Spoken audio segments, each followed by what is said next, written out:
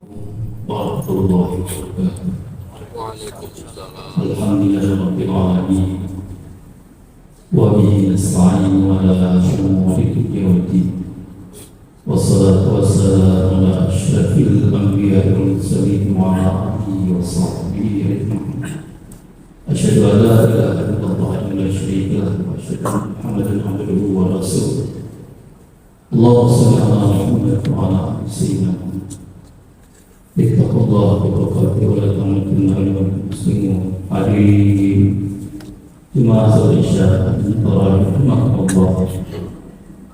Sunnah kita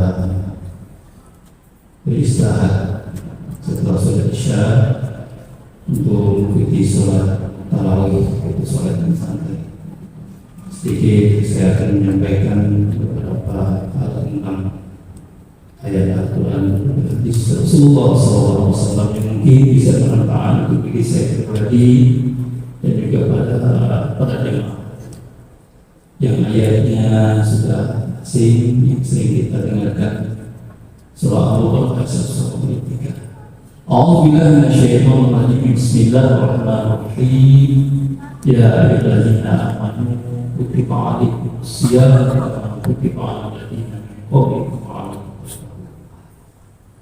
Hai orang-orang yang beriman, diwajibkan atas kamu berpuasa sebagaimana diwajibkan atas orang-orang yang sebelum kalian agar kalian bertakwa. Tujuan daripada tujuan daripada melaksanakan sholat tersebut atau mencapai takwa.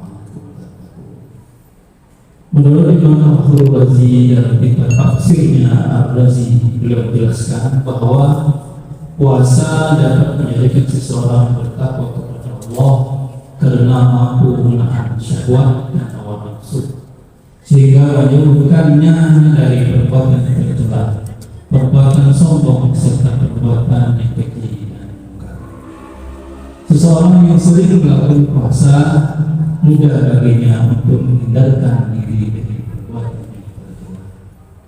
Harapan pertama dari seseorang yang berpuasa adalah menghindarkan diri dari perbuatan perkataan dan tidak baik, sebagaimana dalam hadis yang diriwayatkan oleh Imam Al-Bukhari, Nabi sallallahu alaihi wasallam bersabda, "Man lam yada' qawla zur wal amal, wa laysa lillahi hajatun fi an yada'a ta'amahu wa syarab." Barang siapa yang tidak meninggalkan perkataan yang kotor dan melakukannya, maka Allah tidak mempedulikan hajatnya meskipun dia telah meninggalkan makan atau minum. Hadis riwayat Bukhari. Dalam hadis ini Nabi mengingatkan kepada umatnya agar tidak menganggap puasa hanya sebatas meninggalkan makan dan minum saja, namun harus diiringi dengan tindakan atau melakukan perbuatan atau dengan tidak melakukan perbuatan tercela seperti berdusta dan pengucapan-ucapan yang kotor lainnya.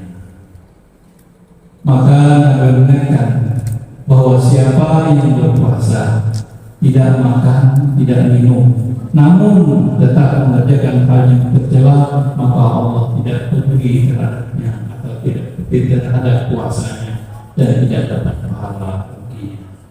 Hadirin jemaah salat tarawih rahimakumullah. Lebih lanjut terdapat dalam sahih yang diriwayatkan Imam Ibnu Majah, Nabi sallallahu alaihi wasallam bersabda, "Rabba shaimin laisa lahu min siyam illa al-ju' wa rabbu qa'im laisa lahu min qiyam illa syah."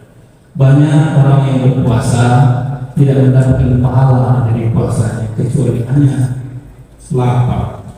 Banyak orang yang bangun malam tidak mendapatkan pahala kecuali hanya bangun itu sendiri. Hadis ini memberikan motivasi dan dorongan kepada orang yang berpuasa untuk meninggalkan kemaksiatan serta mendorong untuk meningkatkan ketakwaan kepada Allah Subhanahu wa Ta'ala.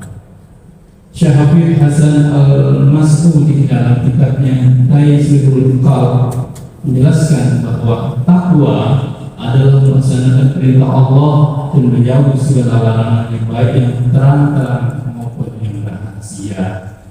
Takwa bisa digapai dengan cara menghindarkan diri dari perbuatan tercela dan menghiasi diri dengan perbuatan yang mulia. Jemaah sekalian rahimahullah, harapannya orang yang berpuasa di Ramadan dapat menggapai derajat takwa kepada Allah Subhanahu wa Ta'ala. Selanjutnya Syekh Habib Hasan Al-Masudi menjelaskan bahwa takwa dapat dibangun dengan beberapa hal. Yang pertama adalah introspeksi diri. Seseorang hendaknya melihat bahwa dirinya adalah seorang yang hamba yang hina, sedangkan Tuhan adalah Zat yang maha mulia dan maha kuasa. Maka tidak pantas bagi seseorang hamba yang hina menentang terhadap perintah Tuhannya yang maha kuasa, karena jiwa raganya ada pada kekuasaan Tuhannya atau dalam kendalinya. Bulan Ramadan ini adalah bulan introspeksi diri dengan merasa dirinya adalah hamba yang hina, lemah, banyak dosa, agar kita malu kepada Allah sehingga menjadi hamba yang bertakwa dan taat kepada Allah Subhanahu wa Ta'ala. Dan yang kedua, selalu mengingat dan mensyukuri nikmat-nikmat Allah Subhanahu wa Ta'ala. Perlu diingat bahwa kita telah diberikan nikmat keimanan, keislaman, kesehatan, kehidupan dan kebaikan oleh Allah Subhanahu wa Ta'ala. Wa in ta'uddu ni'matallahi la tuhsuha. Bahkan jika kita menghitung nikmat Allah, pasti kita tidak akan mampu untuk menghitungnya. Maka tidak sepatutnya bagi kita untuk mengingkari nikmat Allah Subhanahu wa Ta'ala. Ingat, barang siapa yang mensyukuri nikmat Allah, maka Allah akan memberikan keberkahan baginya, dan barang siapa yang mengingkarinya, sesungguhnya azab Allah sangat pedih. La in syakartum la azidannakum wa la in kafartum inna azabi lasyadid. Mari kita syukuri nikmat Allah di bulan Ramadan ini dengan melakukan kebaikan dan menjauhi dari kemaksiatan. Yang ketiga, mengingatkan kematian. Seseorang yang menyadari bahwa dirinya besok akan mati, pasti dihadapkan pada dua pilihan. Yang pertama adalah surga atau neraka. Kesadaran ini akan mendorong kita untuk berbuat kebaikan sebanyak-banyaknya sesuai dengan kemampuannya.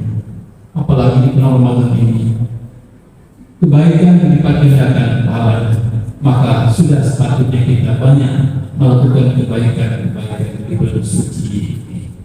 Dalam hadis lain riwayat Abu Hurairah dikatakan bahwa amalan kebaikan di bulan Ramadan bahkan dilipat gandakan hingga 700 kali lipat sebagai berikut. Setiap amalan kebaikan anak Adam atau manusia akan dilipat gandakan dengan 10 kebaikan yang semisal hingga 100 kali lipat. Allah Ta'ala berfirman, kecuali amalan puasa. Amalan puasa tersebut adalah untukku, kata Allah. Aku sendiri yang akan membalasnya, disebabkan dia telah meninggalkan syahwat dan makan karena aku. Orang yang berpuasa tidak akan mendapatkan dua kebahagiaan. Orang yang berpuasa akan mendapatkan dua kebahagiaan, yaitu kebahagiaan ketika berbuka puasa dan kebahagiaan ketika berjumpa dengan Rabbnya. Sesungguhnya bau mulut orang yang berpuasa lebih harum di sisi Allah daripada bau minyak sendiri. Hadis Al-Bukhari. Mudah-mudahan apa yang disampaikan oleh hadis tersebut akan mendorong kita untuk selalu giat melaksanakan ibadah di bulan Ramadan ini, seperti sholat berjamaah, sholat tarawih, tadarus Al-Quran, membantu terhadap orang yang membutuhkan, berbagi sosial, berbagi takjil, seperti mengabarkan rahmat dan kasih sayang, serta kebaikan-kebaikan lainnya. Mudah-mudahan apa yang saya sampaikan bisa membantu diri pribadi dan kepada jemaah yang pada malam hadir. Marilah sekali lagi saya mengajak kita tingkatkan ibadah kita di Ramadan ini dengan berbanyak ibadah, baik yang wajib maupun sunnah, karena pahalanya akan dilipat gandakan seperti yang dia disebut tadi sampai 700 kali lipat. Amin ya Allah ya Rabbal. Mudah-mudahan kita diberi kemampuan untuk melaksanakan sholat ibadah sampai akhir Ramadan, insya Allah. Demikianlah yang dapat saya sampaikan.